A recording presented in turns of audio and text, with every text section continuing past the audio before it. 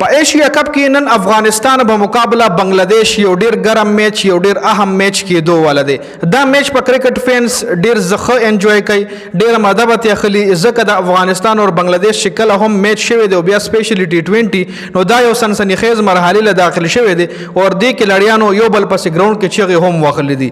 نو نن به یو ځل بیا کرکټ شایقین ته یو ګرم میچ کتلو ته ملاویږي، خو بل دا میچ دواړو لوبډلو ته ګټل انتهایی ضروری دي او سپیشلی بنگلاديش کدانن میچ بنگلاديش بایلو نو بنگلاديش په د ایشیا کپ نا کیک اوټ شي. بنگلاديش یو میچ الریډي سریلانکا نه بایلل دي او کدویم میچ هم بایلو نو بنگلاديش په د دې ټورنامنت نه بهر شي او سریلانکا او افغانستان به نیکسټ راوند ته کوالیفای شي. نو نن میچ کې به بنگلاديش ډیر زیات زور لګي. نن میچ د بنگلاديش د پاره ډو اینډ ډای والا میچ ته خیا په میچ باندې خبره کو چې افغانستان او بنگلاديش تر اوسه پورې څومره ټي20 میچز شوي دي، کمی لوبډلې پکې زیات میچونه ګټلي، پاغه هم ډیټیل سره خبره کو. هغه نه علاوه پچ کنډیشن باندې هم ډیټیل سره خبره کو، میچ ټایمینګ باندې هم خبره کو. نو ویډیو خپل هم مکمل وګورئ او مخکې ملګرو سره ضرور شریک کړئ. کچره د میچ ټایمینګ حواله سره خبرو کوم نو ماخام 19 بجې د پاکستان په ټایم باندې 19 بجې ماخام دا میچ په شروع کیږي جی. بل د افغانستان او د بنگلاديش تر اوسه پورې 12 ټي20 میچونه شوي دي. په دغه 12 ټي20 میچونو کې افغانستان 9 میچونه ګټلي دي او بنگلاديش صرف او صرف 15 میچونه ګټلي دي. نو که اوورال ټي20 هډ ټو هډ ریکارډ باندې مون خبرو کو نو افغانستان زیات میچونه د بنگلاديش نه ګټلي دي په ټي20 فارمیټ کې. خو بل طرف ته تاسو لما ویډیو کې هم وی په شروعات کې چې د نن میچ بنگلاديش لا ګټل ډیر زیات ضروری دي ځکه نن میچ کې به بنگلاديش مکمل زور لګای. ډو اینډ ډای والا میچ ته کچره دا میچ بنگلاديش بایلی د ټورنامنت نه بکیک اوټ کیږي، د ټورنامنت نه به بهر کیږي، نیکسټ راوند ته بیا نشي کوالیفای کېده. او افغانستان نو باندې میچ الریډي په غټ مارجن باندې ګټلو.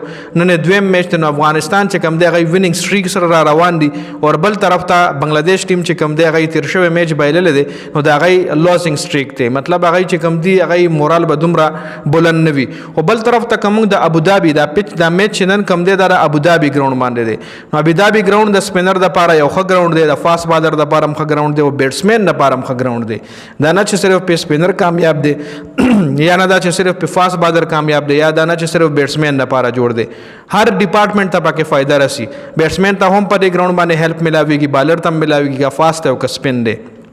نو بل کا پلینګ 11 باندې مون خبرو کو د افغانستان به فل سټرنث ټیم کوزي، مطلب ای با ریسک نه خلی چې مطلب مونږه را ریسک واخلو میچ آسان واخلو. نو افغانستان به پورا فل سټرنث ټیم سره کوزيږي. هماغه ټاپ سپینران به کوزي ځان سره لکه نور احمد شو، راشد خان خو کپتان دی الریډي په میچ کې به وي، مجيب الرحمن شو یا الله محمد غزنفر. نو ټاپ سپینرانو سره به په افغانستان لوبډله په بنگلاديش باندې ټیک آن کوي. نو دا میچ نه پس بیا ډیټیل سره خبره کو چې میچ چاو غټلو چې په کې خپل پرفارمنس کو ډیټیل سکور کارډ بدر سره ان شاء الله شریکوم. خو په دې میچ کې ټاس چې کم دی سوري په ټاس باندې مو ډسکشن کو ټاس چې کم دی هغه هم دومره زیات ضرور نه دی. پہلے بیٹو میچ جیتو، پہلے بیٹنگ اور لکه مطلب ټاس جیتو میچ جیتو هغه والا سيناریو دلته نشته دی. لومبني بیٹنگ کې هم ته میچ ګټل شي او 25 کې هم ګټل شي. 25 کې کچره پر خبري وته نو بیا بیټسمنانو ته ډېر غټ فائدہ ده 25 کې. نو کې دې شي چې څوک ټاسو ګټي هغه بالنګ والی خو عموما په ایشیا کې تر اوسه پورې په ایشیا کپ کې چې چام ټاس ګټلې دي هغه پهله بیټینګ کړي ځکه دوبۍ کنډیشن داسې دي چې دا غلطه د پرخي خاطر دومره نه وي. نو هغه منې بیټینګ هر لوبډله کوي.